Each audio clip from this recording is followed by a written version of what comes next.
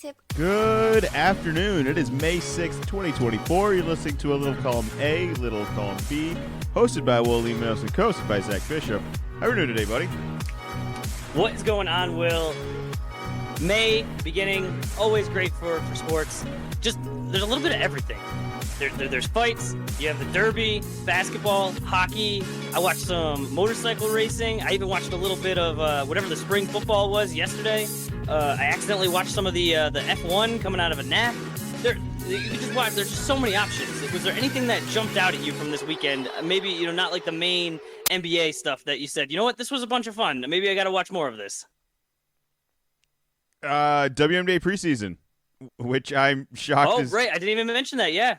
Which is shockingly only available with WNBA League Pass, which is, I think, $7 or $8 a month, without a trial, which is the other weird thing that I recall NBA, like, constantly giving out trials, like, throughout the whole season. So, I don't know what missed on that, but we actually had a fan in the stands not too long ago.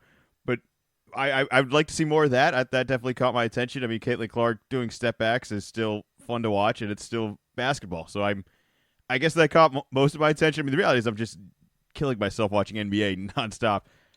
I don't want to reiterate just how annoying it is that Saturday night I'm capable of staying up as late as I need to stay up. And once again, it's the early night. It's the 7 p.m. only on Saturday. And then Monday comes around and it's like, hey, guess what? You're going to be up till 2 a.m. again. It's like, how? Is no one else struggling with this? Is it just me? Like, is the only one who's like, hey, Saturday, we can stay up all night today. This is fine. Tomorrow's Sunday. And then it's like, no. Well, they gave you a 1:00 game 7 on Sunday, so that way you had plenty of time afterwards to plan your whole week. Maybe take a nap, preload for the rest of the week of staying up late. But I'm glad you were able to branch out. Unfortunately, I don't think we're going to get into any of those sports because there's just so much NBA playoffs going on right now. We had a couple first round matchups wrap up right now, and we're going into the second round. We had just an instant classic game 1 that we'll get to. But just to get everyone caught up, the Pacers defeated the Bucks in 6 games. This is the second straight season that the Milwaukee Bucks are going to exit in the first round, being a significant favorite seed as well. They did not have Dame. Well, they did have Dame, but then they didn't have Dame. Whatever, Dame was on and off. They did not have Giannis the whole series. They had Middleton for most of the series and still had Lopez. They did fire a coach. They brought in Doc Rivers.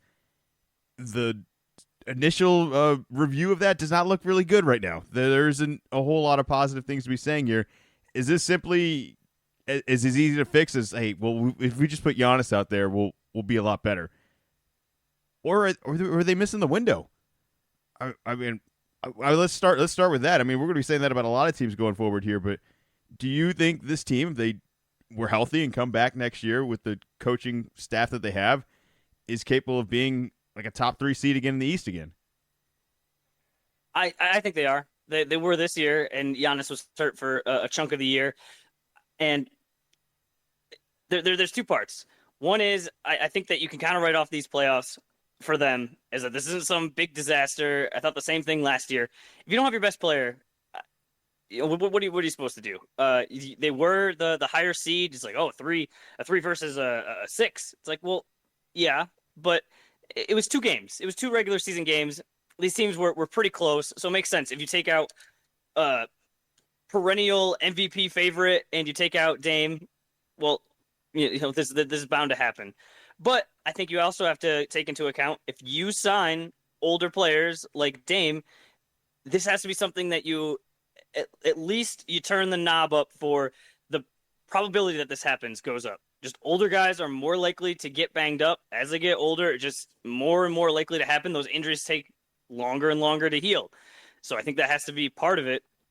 But I think what they really need to focus on is the concern post-hiring Doc that in the regular season, when the guys were healthy, it didn't look like they quite had it together. And maybe it was, hey, we're switching over to a new coach. It was a little bumpy. If everyone had stayed healthy, you're ready for the playoffs and you're good. But I think that is what they really need to review, and they need to figure that part out. I think this is a bit of a can't miss shot for the Pacers as well. Just an opportunity right there in front of you, being like, oh, we have a chance now. The 2 games thing, whatever, that's fine. This is a team that's won a championship in Milwaukee, so if you're the Indiana, you're like, I think you have to initially come in intimidated, as well as I don't know where you're getting any of your confidence from. This is a very unproven team in Indiana.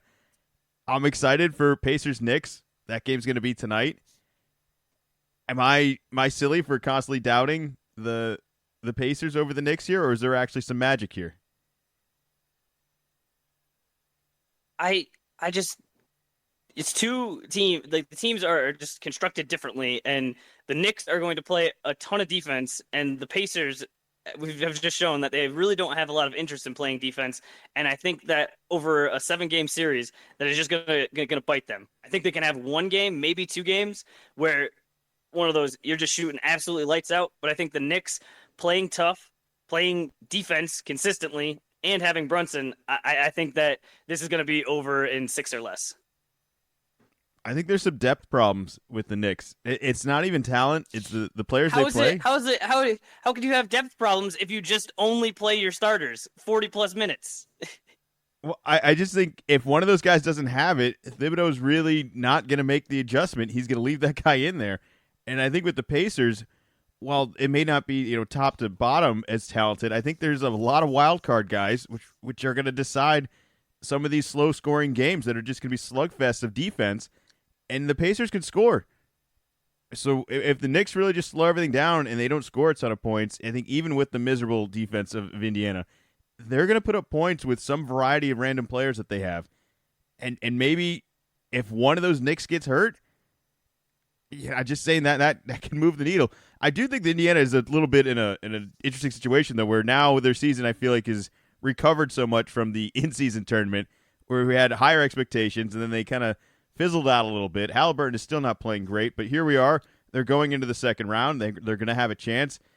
I'm not sure if this team is just getting a lucky draw here with the first round or if there's actually something. But we talked about the Knicks. They were able to beat Philly in 6. Philly had Embiid. Philly had Maxey. They had Nick Nurse, Daryl Morey, the GM. They even got a good Buddy Hield game. I'm kind of out of excuses for Philly. Is it just injuries? Is it just constantly taking a loss on moving trades? And I wouldn't be shocked if this team looks so different next year, because I don't think they can run this back. I'm not sure what moves they're going to have between losing guys and trying to add guys. But I think there's a little bit of a reset that's going to happen, which sucks for Embiid's, I think, future right now. And I don't think they have another choice, though. I think they keep trying to patch everything with all the leaks in the boat when the water's coming in. And it's like they just can't. They got to just get a new boat. We got to start over from something, because I don't think this is it. And I think as much as everyone always wants to blame the coach, I think this one's going to be on Morey a little bit more. The Harden deal, I know he didn't do anything spectacular in the Clippers, but that for me is a failure more for this team than just the players' health and the coaching and whatever else you want to pick apart. But if you're Philly, I mean, are you worried? Like, is this a bad? It's obviously not a great situation losing the first round, but a team like the Knicks, I don't think was supposed to pass them this year, and they just did. I think that Embiid was banged up, but that's an again. Embiid was banged up again. I saw a post on one of the Facebook NBA groups that I'm in, posting saying, yeah, Embiid, really gutted it out. I really, can't blame him for them, falling out of the playoffs this year. And I said, how many times is that going to be the excuse? And yeah, I mean, maybe you were more right than my response is saying, hey, this is a Morey issue. You got to get the guys around him, and then he'll be able to succeed. I know as a Celtics fan, I'm not scared of Embiid. I'm not scared of the Sixers. Every year, and maybe it's just because we have Al Horford, but yeah, let Embiid score 20 in the first quarter. I know the fourth quarter down the stretch, he's going to fade away. And if he does get the ball, he's going to end up taking a long three, and 1 out of 10 times he'll make it. But the other times, awesome. Now we're getting the rebound. We're going the other way. And this just keeps happening over and over again. And I know a lot of it's injuries, and they're different injuries, and there's been some freak injuries in there. But when this just keeps happening over and over and over again, I mean, sooner or later you got to look at it. And hopefully he could stay healthy next year. If you're a Sixers fan, you are absolutely right. The team is going to look totally different next year. They're finally getting off that Tobias Harris contract, which, oof, boy, they're paying him a lot of money. They're paying him star money, and he did not show up as a star. I'm going to be very interested to see who signs him next and for how much money. I should say how much less money than he made this year.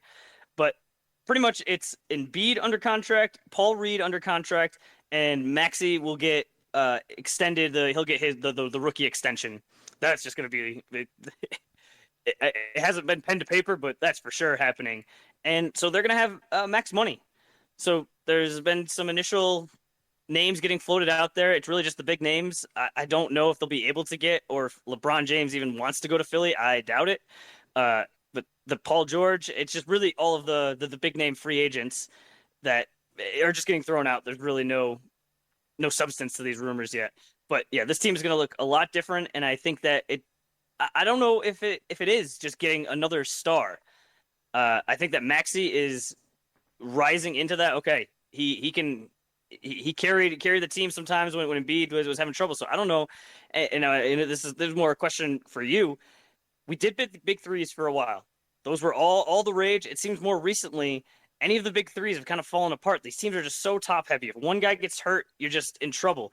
Do you think the Sixers are better off saying you get a Paul George, even with him being a little bit older, or are you better off getting like overqualified role players, but you're able to get 3 or 4 of them rather than one all-star? I think they keep getting regular season false hope in players.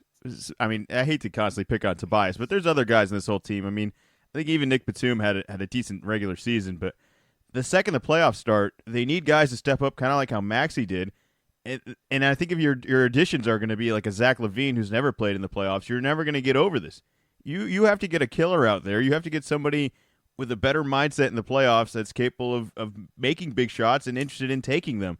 They never have the right guys, whether you want to go as far back as Harden kind of disappearing, Ben Simmons kind of disappearing, and then, I don't want to pick on Tobias again, but how many seasons have you seen him fall short in the playoffs? So there's opportunity, I think, to find someone like that. I just don't know if this team is past the hill. I mean, I talked about Phoenix last week about why would you go there when you could go join Oklahoma City, when you could go join a younger team like Minnesota with so much more potential to last longer, as well as the value that you'll bring to that team being a veteran. I mean, I look at like Kyrie Irving almost reinventing himself, and if Philly had a playoff killer like him, and we've seen Kyrie in the playoffs, all headaches aside, when he's playing like the way he's playing now, it's another level in the playoffs. They just never have that guy. Maxey was incredible, but of course Maxey gets handicapped with Embiid being hurt, and Embiid's been hurt every playoffs, whether it's breaking his thumb or breaking his nose or his face or whatever. It's just one thing after another. He's out there doing everything he can, but I think the guys around him are just false hope from the regular season. I think that's nothing else to say. And the worst thing about all that is you don't really ever get to test this out until this first round. You don't even know for some of these guys. Buddy Hield, I don't know what coaching thing he got into, but I don't know why there was games he didn't play, but it sure looked like he could still shoot, and this team desperately needed shooting. I haven't heard the story on that. Where did that come from? How do you bench a guy, young 30s, like not hurt, that's making close to $20 million?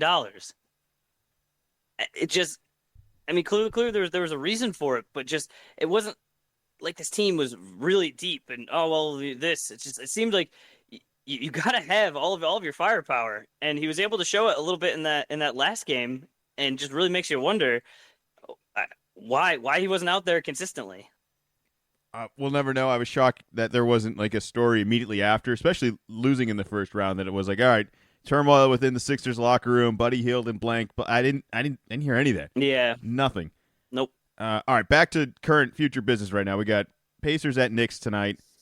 We talked a little bit about both teams. Who are you going with this? How many games? I'm going team? with the Knicks. Like I said, Knicks. I'll go Knicks in 6. I have Knicks in 6 as well. How many times are we going to see Reggie Miller highlights during the series? Oh, man. Like nonstop, right? I mean, I got to imagine the series, like it's on TNT tonight. It'll be on ESPN later on. So each network is going to have a go at it, especially if there's any sort of meltdown like there was in the Knicks-Sixers series. I think the Knicks are lucky that they have the closer in this game, because Reggie was kind of the closer back in the day. But if Brunson comes up short, you're going to be seeing Reggie with his hands around his neck, just nonstop. I got. Spike Lee. I mean, he's still sitting courtside, so they're gonna show him, and they'll probably be, remember when, especially if this game or if this series goes deep. The first few, it's just kind of fun if the Knicks jump up 2-0. Maybe not so much, but yeah, that I think it's even more interesting with Reggie being an announcer. Like he could announce one of these games he could be in the building. I think it'll be fun. I think it'll be fun. All right, so we look out Knicks in 6. Sorry, Indiana. Maybe we'll take you serious eventually. This is gonna be one of those things where stop doubting us and end up in the conference finals. All right, next game tonight we'll have Wolves at Denver, which will be game 2. But let's get everyone caught up on what happened over the past week. Whereas the Nuggets defeated the Lakers in 5. Darvin Ham has been excused, dismissed. I forget. There was a weird phrasing with that. It wasn't fired, right? It was something else. But was it not? Because it was pretty much known as soon as that series was over. It's like, well, Ham's fired. It's just a matter of when that official news comes out. So I didn't even. I don't think I even looked at what the headlines were because I just knew it was coming. And so when I saw it, I was like, yeah, he's gone. I didn't realize there was kind of some finagling of the phrasing. I want to say it was dismissed. I read on the bottom line, but I could be wrong. And either way, it's just getting cued on. Right, you're not here anymore. We're starting with someone else, and we kind of hinted a little bit at the struggles that they've had last week. I thought they really played Denver pretty well. It was just more of Denver finding ways to do Denver things at late in games. It's just out executing everybody.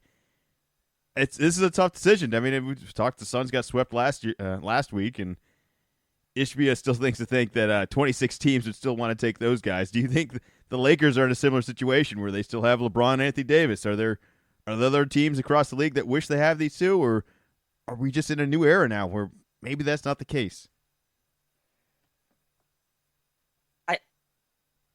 I think it's only because LeBron James is on the team that there was any expectation in what they did last year to go to the Western Conference Finals, thinking this year, oh yeah, they could just be in a play-in game and then they'll just turn it on for the playoffs. But these teams are in these rankings for a reason.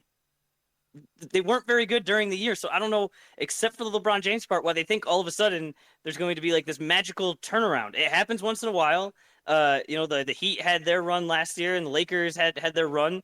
But most of the time, the reason that a team is good and a top seed is because the team is full of better players, and they're a better team, and they're going to go farther in the playoffs. And I just don't really see what is going to change next year. It's going to be LeBron. It's going to be AD. They were pretty much healthy this year.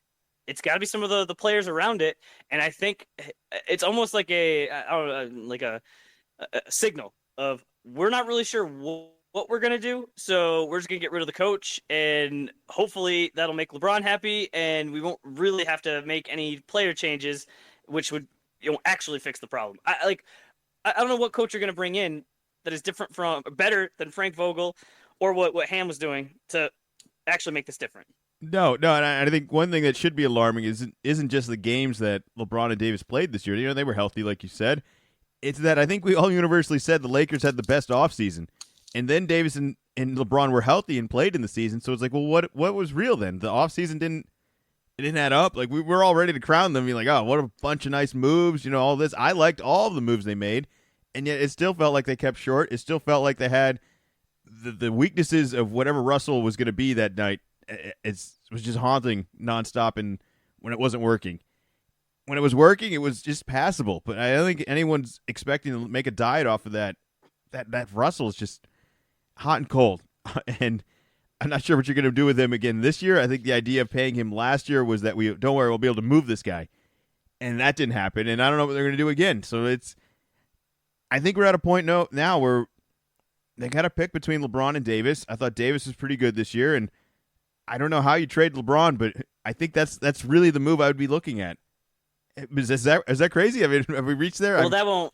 You don't think that won't happen because the Lakers have the whole thing to take care of their stars, as well as LeBron has a player option for this upcoming year. So if he got wind that they were going to trade him, then he wouldn't want to go to that team via a trade. He would just go to that team. Well, maybe he'll do that. I don't think that Bronny James is going to help this team coming on, so they're going to have to make some other moves. It's not supposed to be an easy decision. They got the championship. just take it and try and get another one. But I don't think you're gonna get another one with these two. I'm there. I think I've reached it. And they played the Nuggets really well. I think there's definitely a scenario where the Nuggets could have blew a couple of those games. When are we gonna get past that? Anytime I think you've mentioned this before. I keep thinking of Fast and Furious, and just you think you had me? You barely had your car. Like every racer knows, it doesn't matter if you win by an inch or a mile. You lost. Like it doesn't matter. Oh, they played them well. Yeah, there was never a doubt in that series. Well, I think they might have hinted the formula to guarding or competing with Denver that the Wolves are just running with now. Big guys playing defense, have somebody float on Gordon and take away that lob pass, and he's constantly going to be Rudy Gobert's constantly going to be there for help on Jokic. It was a hell of a game one between Denver and the Wolves. What a I mean, Anthony. The Wolves jumped out all over them. What was it? 18-4 to start, and that was a surprise. Just that first punch, and then Denver got their act together, and kind of we were off to the races from there. But yeah, I was surprised how quickly the Wolves just came out and said, "Hey, we're not scared of you guys as defending champs. Like we're here to play. We don't care we're on the road. We don't care about how high up in the sky we are. Like we're here to play basketball." I saw some people talking about how Denver keeps getting off to slow starts and that at some point they're going to have to start taking the team they're playing seriously. And I said, well, which one of these slow starts was a problem against the Lakers? Because they were down at every single half in all 5 games and still managed to win in 5. They were down at half in this one and definitely came out slow, like you said, but they were still in it at the end. I think this one they lost because Edwards was able to outclose them. And I mean, sure, look, Nas is going to hit 5 threes in the fourth quarter. I love Nas, but like if you think you're going to count on that and happening again, I mean, good luck. I mean, if you do, you are going to beat Denver. I think other than Edwards going out of his mind and getting the help from Nas like that, I think Denver's fine where they're at.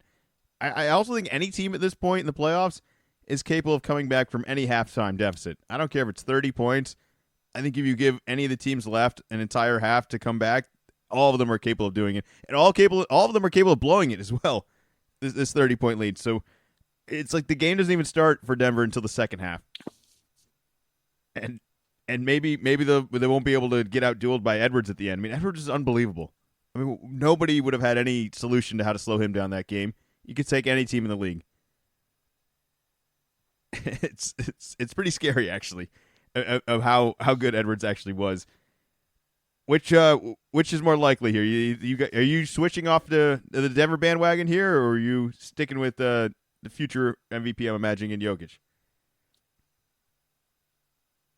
Do you mean Edwards, future MVP Edwards? Oh yeah, maybe. Or do you mean again Jokic? Again Jokic. I guess. Yeah. I guess again. I'm gonna stick with Denver. It's never good to lose the first one at home, but I still think that Denver is the better team. They have the pedigree. I think that they have the coaching staff. I think they're going to make some adjustments, and I think they'll be able to figure this out. I think definitely going to sound like a hater, and I don't like it this way with Anthony Edwards. He's about to be on Team USA. We need all hands on deck. But I mean, amazing game. He's having a great playoffs, but I get that he's young. I get that he's having some great games to start here, but I think we might be anointing him like the greatest player of all time, just a little too quick here. Okay, you won one playoff series and then you beat the defending champs in game 1. Like let's just pump the brakes a little bit here. I think we're getting a little out over our skis. We'll see. As a Celtics fan, I'll tell you what, that game 1 had me terrified because I already didn't feel like we had a good matchup against Denver, but I kind of liked the matchup against anyone else. But between what I just saw game 1 and what he did to them, the end of the game he's just a killer at the end. Also, if he's going to be talking shit, our weak ass Boston team will be crying by halftime. Like I don't think we can handle it. I think he's way too tough right now, and I'm not going to give up on Denver, but I think this game's going way farther than I expected. I thought Denver was just going to kind of outclass them and really make them look like a young team again. And I don't know, Edwards, like I said last week, he's just becoming more of a finished product than I thought he would ever be this year. Like he's still going to get better, but he's way closer to that than I ever thought. It's just awesome.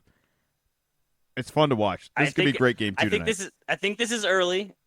We'll see how far he takes the team this year.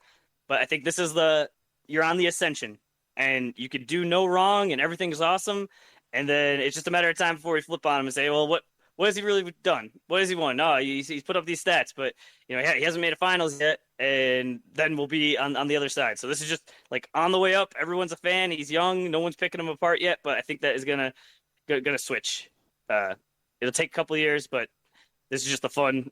He's young and all this going up, but I think we might just be doing too much too fast. I didn't hear a lot of critiques on him, which is fair right now, but it just anytime you're comparing a guy to Michael Jordan this early on, it's too much. It's too much too fast. Denver in 7. Denver in 7. Denver in 7. All right, we both have. We only got one game 7 in round 1, so I'm hoping for some more game 7s in the second round. Well, we're actually going to talk about that game next because this was the game that got once again placed on the odd hour schedule of Sunday at 1, which I know they do Sunday afternoon games, but just seemed a little weird that they only had one game and this had to be an afternoon game, and it was like no conversation about this potentially being a night game either. It's like, no, this game's already been on NBA TV for like all 7 games. Let's put it another hour where no one's going to see this. And you know what? They probably does a favor because anyone who did take the time to watch this series was just a headache. It's just a back and forth, unreliable offense against an unreliable defense. I don't know. It's Orlando starts up big 18, maybe he has a 20+ point lead. It seems like they're in control even on the road, and then it just like falls off a cliff. They don't score again. They only end up with 94 points, and Cleveland just kind of edges out at the end here with Mitchell and some decent hot shooting at the end. But I think if your other teams like we talked about that are now eliminated from the playoffs, it was like, well, they're too old, and now I'm gonna flip the other way and say Orlando's too young. It's like, well, I can't hit everybody at all this, but if you're Orlando, what are you going into next year thinking? Are we too young? Should we sign some veterans, or should we just keep everyone, bring it back? We should all be better a year from now, and just stay with this core. I mean, we shouldn't outthink this, right? We should just keep what we got going. I think so.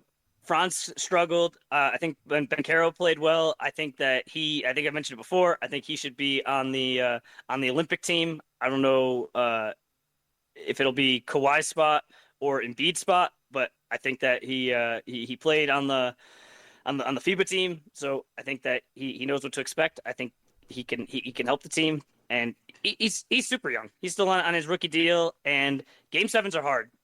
You don't get a lot of practice. They're totally different, and you're on the road. You're not expected to win, and for them to be up that much, that was definitely a surprise. I didn't see that coming. You would have thought the Cavs, being a little older, would have been more prepared, and it sure looked like they were about to have a nightmare scenario just like last year. But I think they have a good core. You stick with it, and you don't need to do too much too fast, and see how it goes. Should they fall into the trap of signing somebody? Do they need a Paul George? Should they get aggressive and go after a Durant? Should they be talking to LeBron? Like, I mean, is that the direction they should go in? LeBron's not leaving LA. All right, so then they should just keep with everything they have. They should keep the fact that they don't have a lot of shooting right now. They don't really have a point guard. They have like 3 undersized scoring guards, none of which are as good a passing as they ever hoped for. And Franz, who was just an awesome playmaker last year, is just being left open. I think that they have some room. They're not over the second apron. They don't have a ton of flexibility, but I think that they could go in. Yes, I think. I mean, but that's the thing. It's just so easy. Just like, oh well, they need some wing length and they need some shooters. Like, yeah, that's what every team needs. That's basketball. But yeah, if you can get some more shooting, you should do that. But I think that it's around the edges kind of stuff. I think you could build around Banchero, and I think Franz. You shouldn't base your whole future decision off of one poor game 7. All right, what about Jonathan Isaac? Did we end the era in Orlando with this, or are we still holding on? Because I don't know what I want to believe in anymore, but I'm kind of just thinking maybe new area, new system will make him just look a little bit different. Because the hot and cold with him in Orlando is like, I don't know whether they should give him more chances or keep pulling him out of chances. It's a weird. I've never seen a player be this good and this bad, and this like fluctuated in value in so many NBA minds. It baffles me. I don't know what his future is, but I think if I'm Orlando, I'm trying to pawn this off into someone else. It's too much of a roller coaster for this young of a team that's already going to be up and down. I'm ready to move on I from him. Are you there? yeah, I would be fine with that.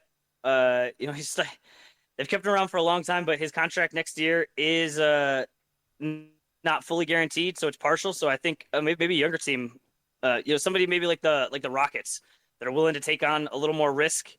We'll say, yeah, we'll take him on, see what we have. But yeah, I think Orlando's got to move a little more to the next step of, all right, we're looking to compete, make it to the top four have a home playoff series, and a little less on, hey, let's just see what we have, and let's see if we can hit a lottery ticket here.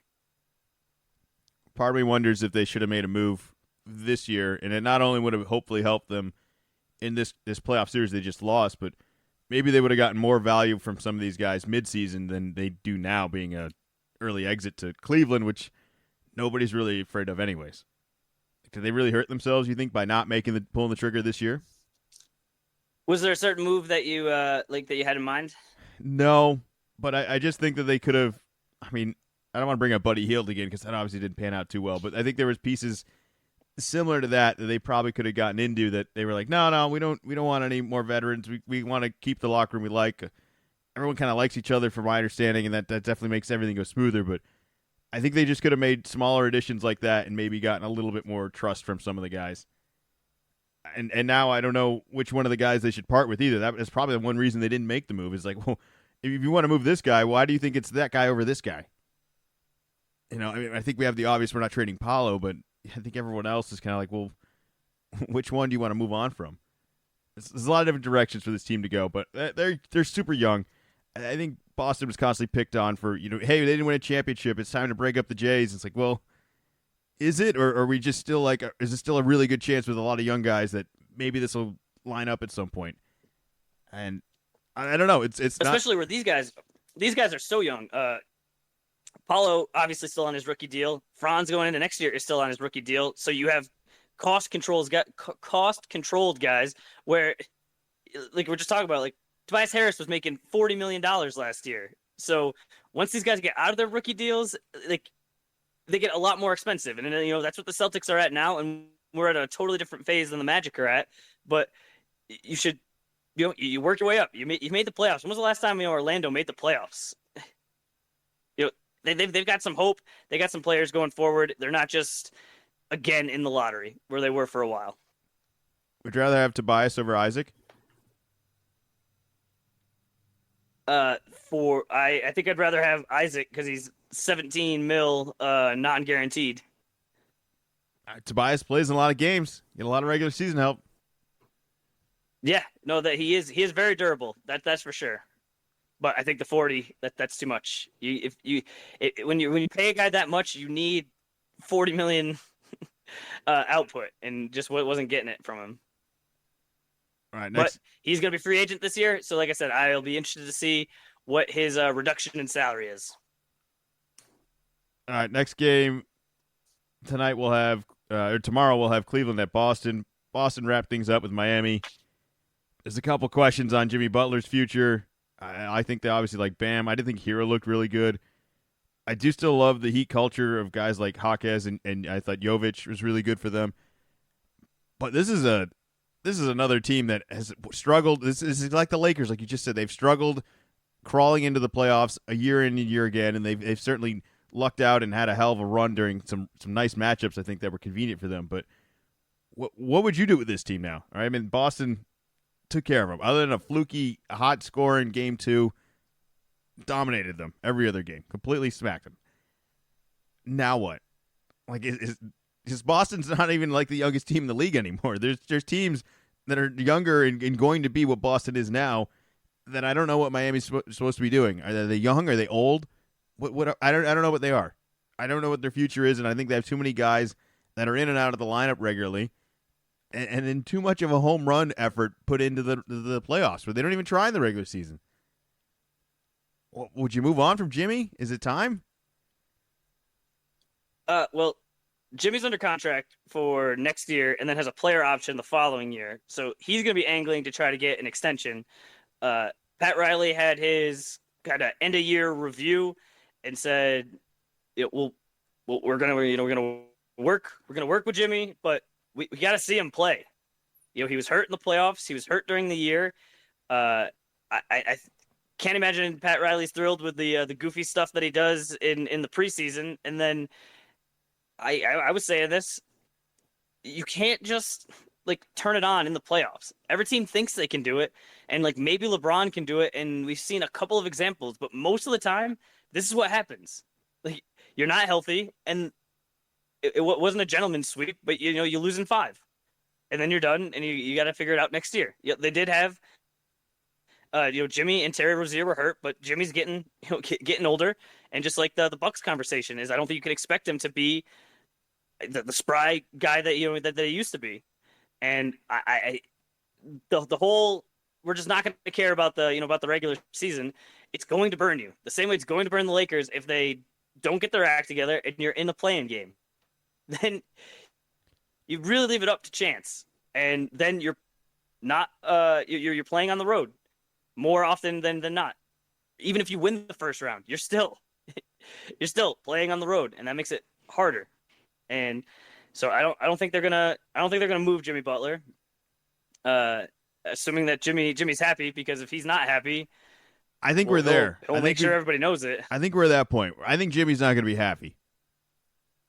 But what would he not be happy about? He's the one that was hurt, and he's made all sorts of comments now that the series is over that, oh, well, if he was healthy, he would have beat the Celtics, and oh, we'll just forget about it. And like the Knicks, they should be worried too. So he was just penciling himself into the finals again.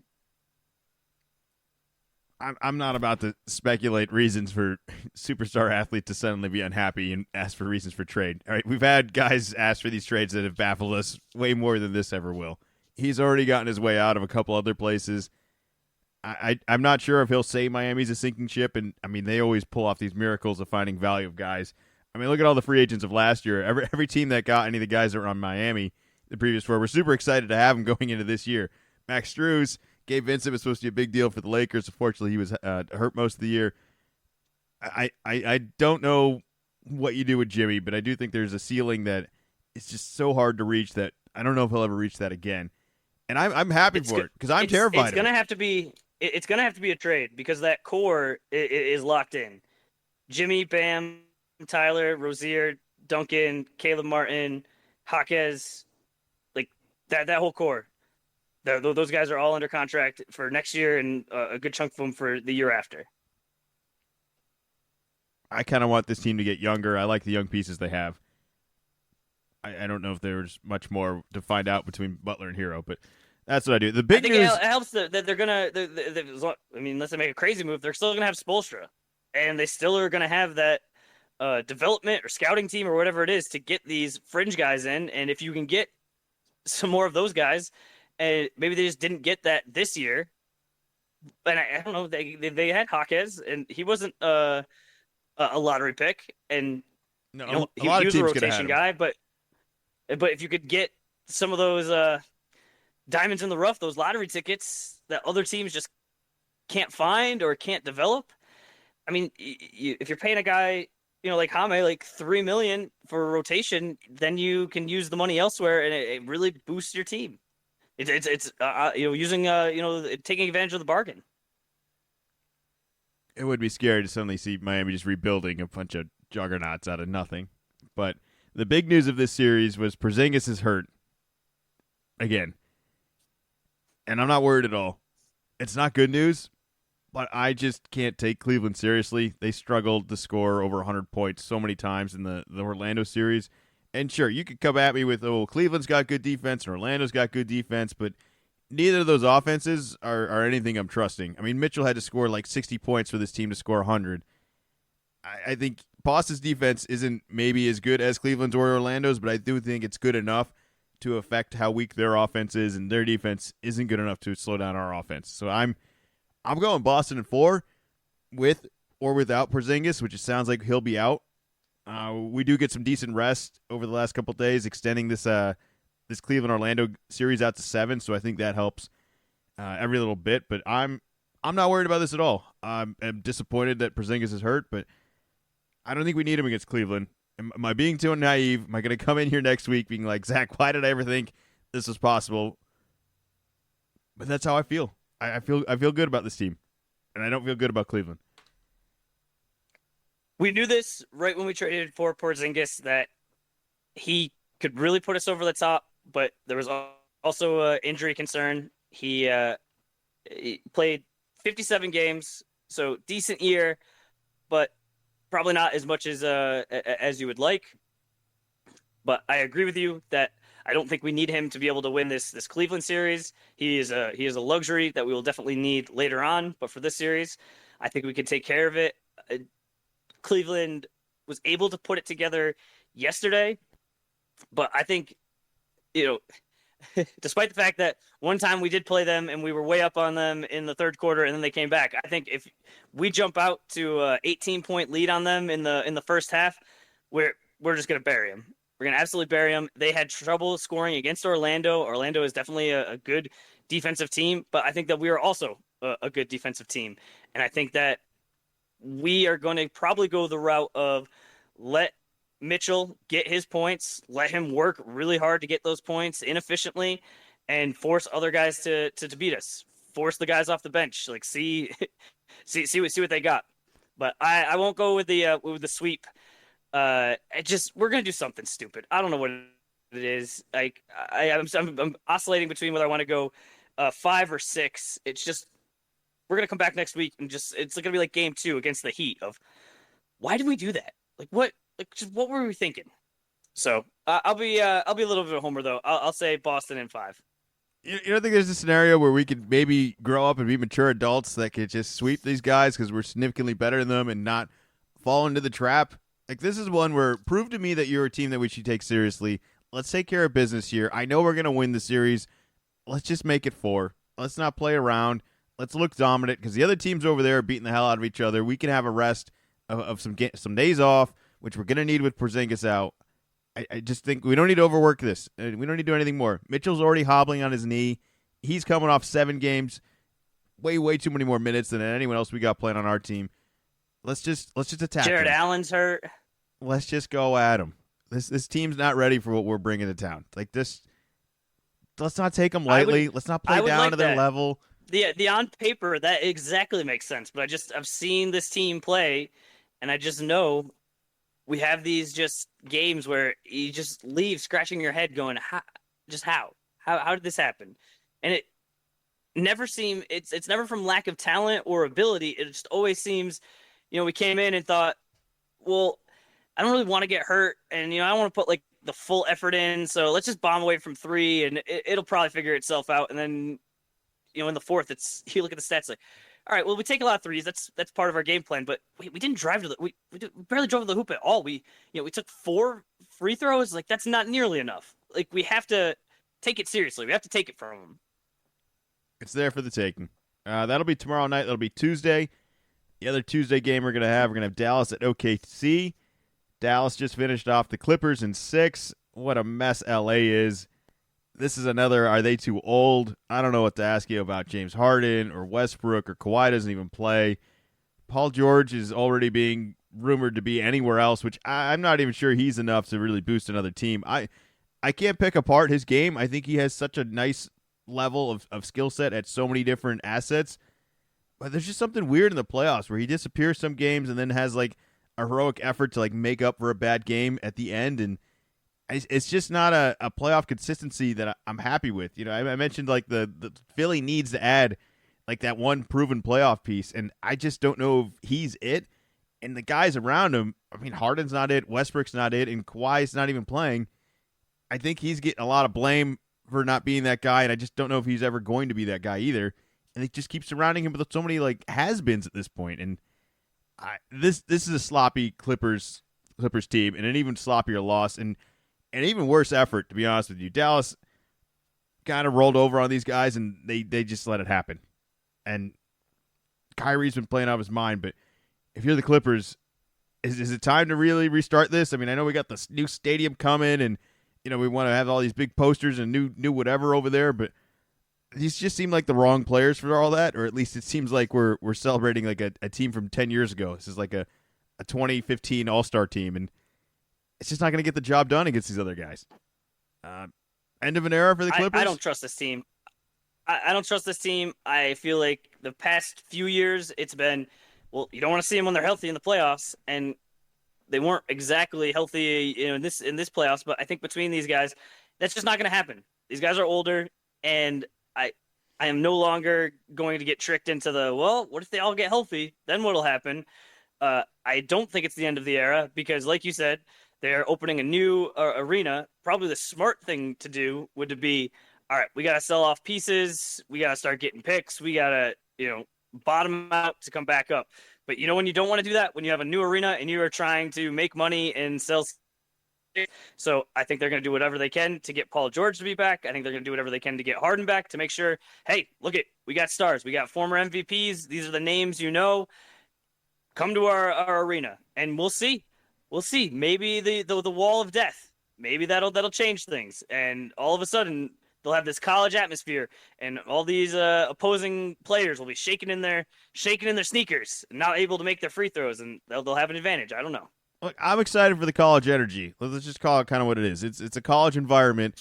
I just think none of these players are the ones that are going to be enhanced or enhancing those sort of energy vibes. I mean, look what Anthony Edwards is doing over in Minnesota. Imagine that with a little wall of death, right? Imagine some of the joy you're going to get out of that. The trash talking, the youth, the big plays. I mean, these guys are stars, but they're not going to be delivering those sort of performances.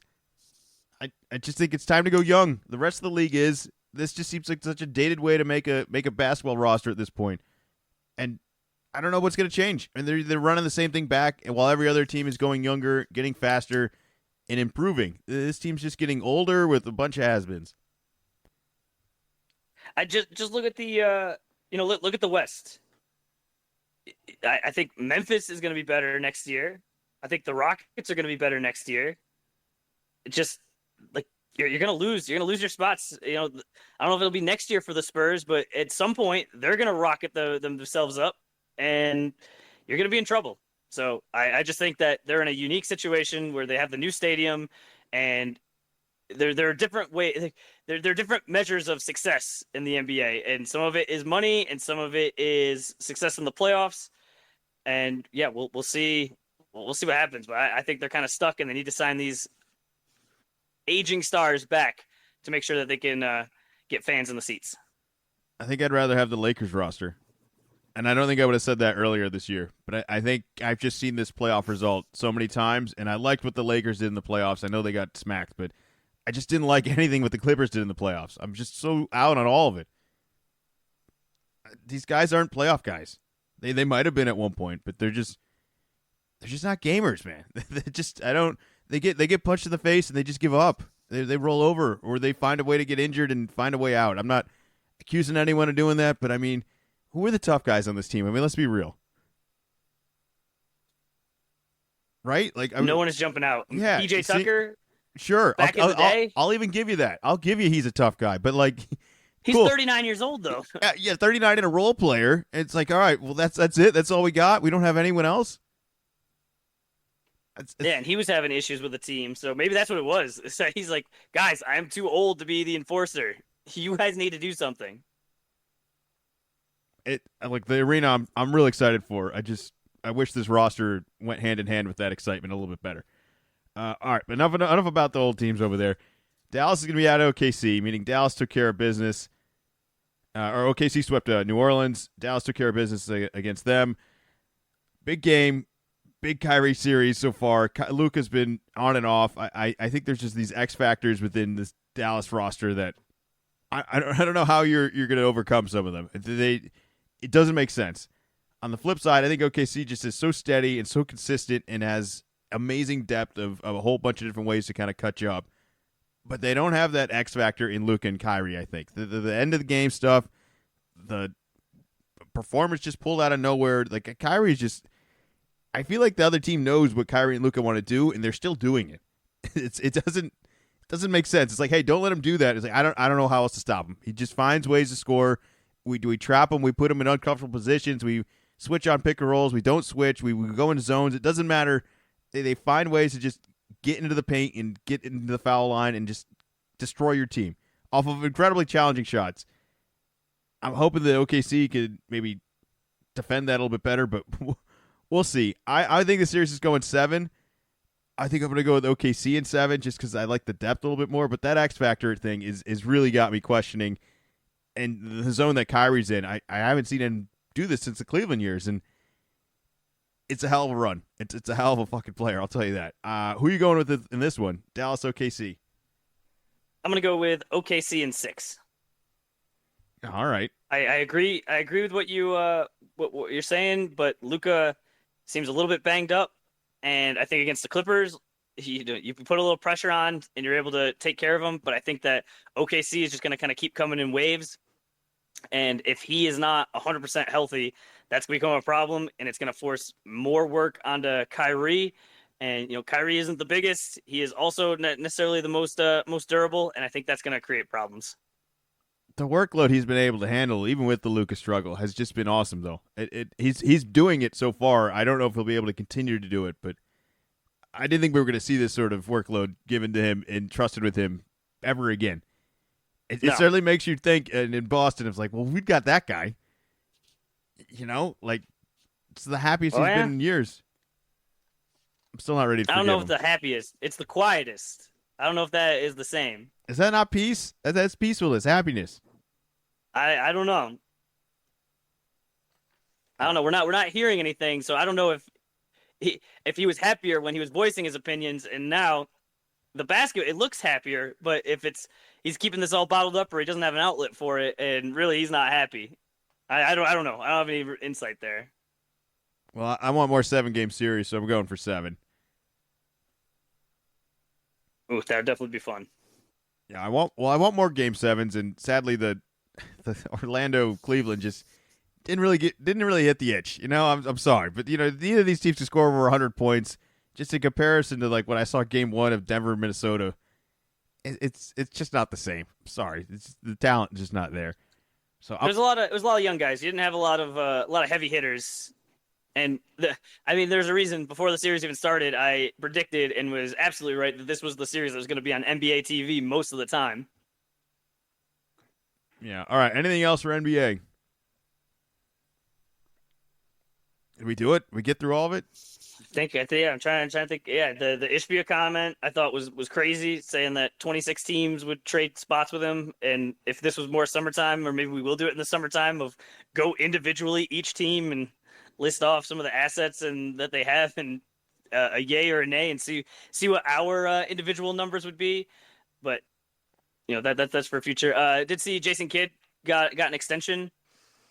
I was kind of forget that he got hired in Dallas, but he's doing pretty well. Just he seemed to kind of have a disaster of a start with the Nets, and then forced his way to the Bucks. And that might as well have been 50 years ago. It's really not incredibly long ago. And then something else that's interesting is Knicks Pacers, Jalen Brunson going against his old coach in Rick Carlisle. So just a little wrinkle there. Just probably not really going to impact anything, but just a little fun. A lot of knowledge both ways. See what kind of difference it makes. All right, this past Saturday we also had an exciting a multi-sport day. We talked a little bit in the open about all this, but we did have a photo finish of the Kentucky Derby.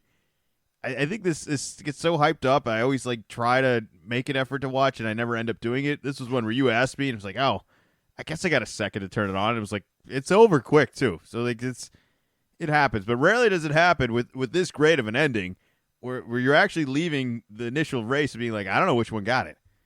It's going to be tight. So I enjoyed that. I don't know if I'm going to make much of an effort to always watch it every year, but that's exactly when I do watch it, what I want. I want something like that to happen. I didn't put any money down on it. Did you? Didn't put any money down on it. It's always something that's fun to watch. I have to imagine this is one of those things that they just get it closer and closer to prime time every year. If you had asked me ahead of time, hey, what time's the Kentucky Derby? I'd be like, I think it's like 4:00. It's like later afternoon. So luckily, I don't know if Google just knows what I'm looking for, or if I was able to figure it out. When I've asked, what time does the race start, and found out it was going to be 6:57. It's like, oh wow, so we're right up against this NBA playoff game. There's no barely any wiggle room here. but obviously it goes the whole festivities go on all day long, and so I was able to see most of the intros, and I enjoy it. I don't watch a lot of horse racing, but I think that the Kentucky Derby is just it's an American event. It's becoming more and more international with the different horses and the different owners, but it's only 2 minutes. I feel like it's almost more like the fights where you don't always know when it's going to start. So it's like I don't need the interviews and the history and everything else. I just want to watch. I just want to watch the race. Let me know when the race starts. I'm going to tune in. I don't watch a little bit of the intros, watch a little bit of the the post afterwards. But yeah, I cannot remember another time, and I'm not watching a lot of racing. But normally when you're watching something, it ends. You at least have like an inkling. Like, okay, yeah, I'm pretty sure it was this. It was three wide, and I had no idea. I had no idea who was the winner. So there was definitely a lot more drama than I was expecting. Would you ever want to go to the event?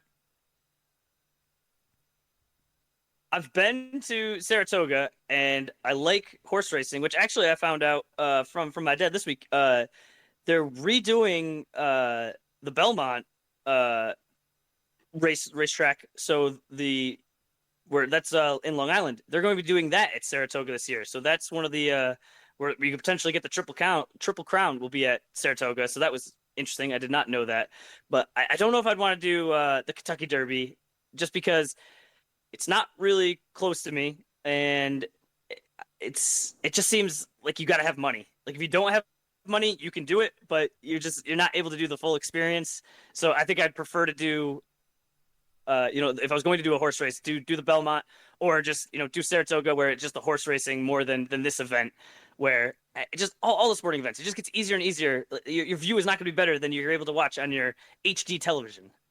I do like the crowd energy of just attending Saratoga for even a small scenario kind of race, like not a Kentucky Derby sort of quality out there, but I watch it at home. It's just such a long day, and it's like I'm not partying along with you. I mean, I guess I could, but when you're there, I think the environment's a little bit more like you're just living in it, and that would probably be a little bit better than watching it at home. But going to the actual Kentucky Derby, it's so much, it's so far out of a scale that I'm interested in spending, and that I don't think I would really enjoy myself. But in person, Saratoga, I've definitely had a lot of good times there. We should probably look into doing something this summer with that. Wasn't the only close finish of the night. We also had Game 7 hockey because basketball wrapped up super early. Bruins Maple Leafs. I actually stayed up and watched this, and it was only to watch the Boston madness of another team that had a lead in a series after a kind of record-setting season last year, getting bounced in the first round, and then this year, I think they were up 3-1, 2-1, and whatever the lead was, and they ended up going 3-1, 7.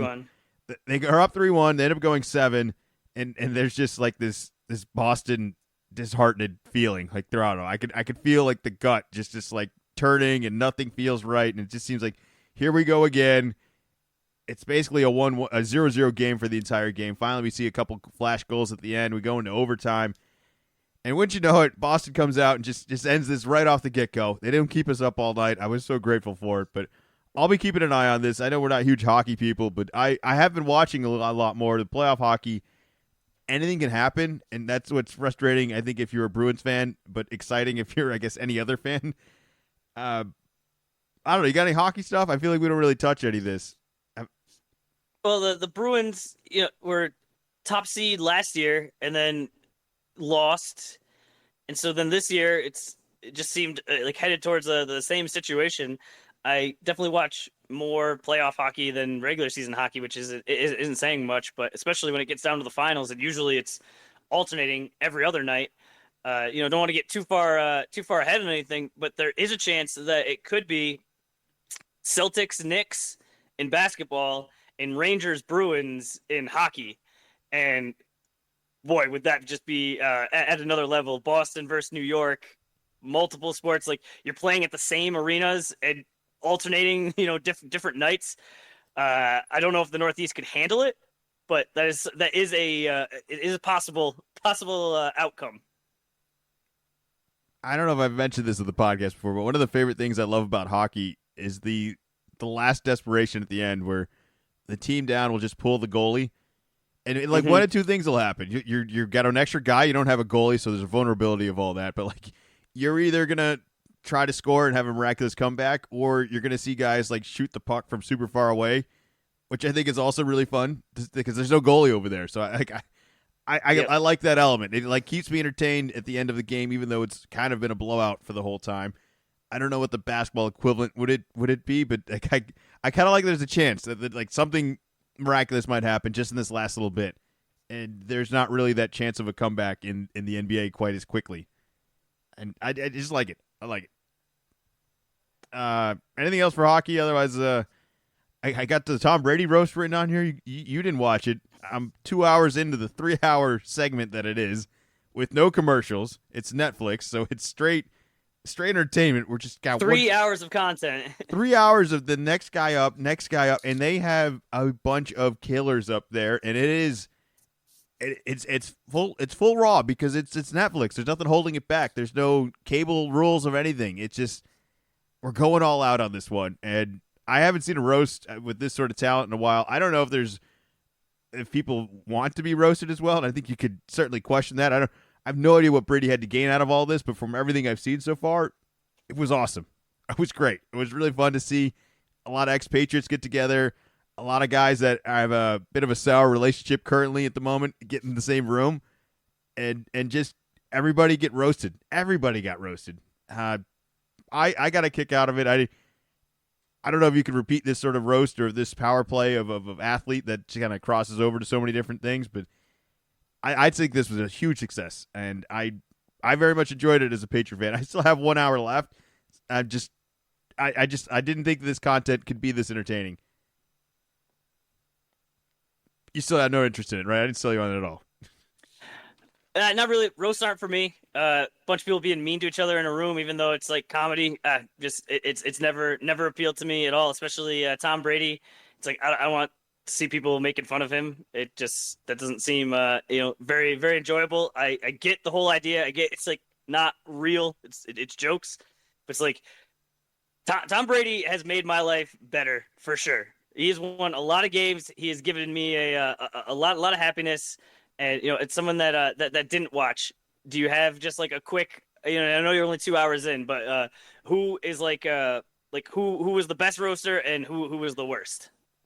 Well, you get a variety of the professional roasters were all excellent. I mean, Nikki Glazer was awesome. I mean, Jeff Ross was there. He kicked off. Jeff Ross came out dressed in an OJ uniform with a whole bunch of devils across him. He said he'd come from hell, and OJ says hi. As well as Aaron Hernandez says hello. It's just we're off the gates. Like this is the first guy up. We're taking off on all this. The players and the athletes as well though were funny because you talked about a little bit more personal hits. You're gonna get a little bit more stuff from them. I mean, Randy Moss goes up there and is asking everybody like, all right, so we had a cheating scandal before I was there and a cheating scandal after I was there. You guys won 6 Super Bowls. I wasn't a part of any of them. Why the hell didn't we cheat? We're over there. And then he just starts questioning everyone else's ring, being like, you got so many, you want to give up one of them? Or at least can we get one of the guys that deflated your balls to give me one of them? Like, can we give that's this stuff was fun hearing from the players and sort of their little problems and their little quirks within the different areas because, he played forever at this point. Like, there's a lot of different guys up on stage. A lot of dudes. And, we got Bob Kraft there and Belichick's there. Belichick was fantastic. He's been doing these press conference skits for, so long now that it's kind of fun to watch him almost do it on purpose up there. And he definitely had some killer jokes. I mean, really, everyone's really good. I don't think anyone was terrible other than Kim Kardashian went up to do a toast for everyone and just got completely booed through the whole thing. I'm not sure if she was supposed to tell jokes or if the jokes she had just weren't to anyone's liking, or if there was really anything she could have done, because it just seemed like the second they showed her, nobody had any interest at all. And it's like, we're here to roast. She seems kind of out of place compared to the other people you mentioned. I mean, besides she's just famous for being famous, I don't see how she exactly fits in with like all the other people that you mentioned. Well, why? I don't understand what she thought she had to gain from this either, because when you do roast people, or the second you get on stage, you become fair game for everyone else. So, like, she came up and was like, didn't really go at anyone, and then the immediate crowd reaction was like, we don't care. We were just not interested. Yeah, because they're there to hear jokes and to hear people get roasted. That's the whole thing. overall, though, I would check it out. I really would recommend it. I know a lot of the comedians on there are just Netflix special guys, and it's a good group. It's a really good group. I was really satisfied with it. I would tell you if like yeah, you could probably fast forward or skip over this section, but so far everything I've seen has actually been just like one after another after another. Like if anything, I would just say pace yourself through it. You don't need to make it through the whole 3 hours. I didn't catch it live. This was a Netflix live event, which they've been doing a lot more of that. I kind of like the live things. I haven't exactly made the effort to watch it, but everybody's on such like a different timeline at this point that nobody's watching anything other than sports at the same time that I kind of like universally watching something together and it's all kind of being discovered, but I didn't make the effort to do it. It was definitely on X. Like I knew when it was on because I saw people, commenting on it and quoting the roasts. So it definitely had that appeal of if you really wanted to be on it, like you had to watch it right then, or stuff would get quote spoiled. Yeah, well, it happened. I'm not sure the next athlete's going to do. I'm not sure the next person that's going to want to do this. The line of people that were just excited to bash on Brady to begin with. Oh, Bledsoe was there. Bledsoe was brutal. He came out swinging just on everybody, and they came back on him though because he's just. I don't know who thought of it all, but I thought it was a really good group of guys. I thought it was a fun event. It looked like everyone else was having fun, and I had fun watching. So that's the one thing. I know you said it's a bunch of guys being mean, and past roasts, I think for sure have that, and there are definitely some like if someone said this to you, you might not ever talk to them again. Elements to this, but everyone signed up for it, and I think everybody got what they wanted out of it, including me. But did you ever watch any of the other roasts? Like I think the Justin Bieber one years ago is the only one that like really. I remember the Comedy Central roasts that used to be on late at night. I definitely caught some of those in college. That's where I just knew it's just like the comedy just isn't for me. Where you're just like, I get it, it's a joke, it's not real. Everybody signed up for it, but it's just over and over again, just like belittling you and just. Every little flaw that you have is just exposed and just it does not seem fun to me at all, not even a little bit. Both on either side. I don't want to be the main person. I don't want to just put myself in that arena. I thought everyone really came prepared, even the people that aren't professional roasters. Like they really, like Randy, Gronk, Edelman. They really put the effort in. Belichick, I was just impressed how well it goes because I think a lot of the times they just invite these famous people and they're like, oh, I'm famous, I know how to do this, and like they get up there and it's like it's not that easy. Like it's some people struggle with the teleprompter, they struggle with the timing, the crowd can be longer on certain times, and you got to know how to pause. I thought it was a real clean event for being live. Kevin Hart was really good. He's certainly not always my favorite comedian, but I thought he did a really good job from what I saw. But that's all we got for us today. Just want to remind everyone to subscribe. A little column A, a little column B. We're on YouTube, Facebook, Spotify, wherever else you get your podcasts. You can follow Zach on his X account, which is Wicked Z-Man 24. We'll be back next week, hopefully with a couple Celtics wins and some really good basketball games. I don't know if we're going to get quite the hockey performance out of us again, but you never know. Maybe it'll be WNBA. More horse racing. I don't know. We'll get something. You're always going to get something from a little column A, a little column B. Anything else for the people out there? Go Seas. We'll be back.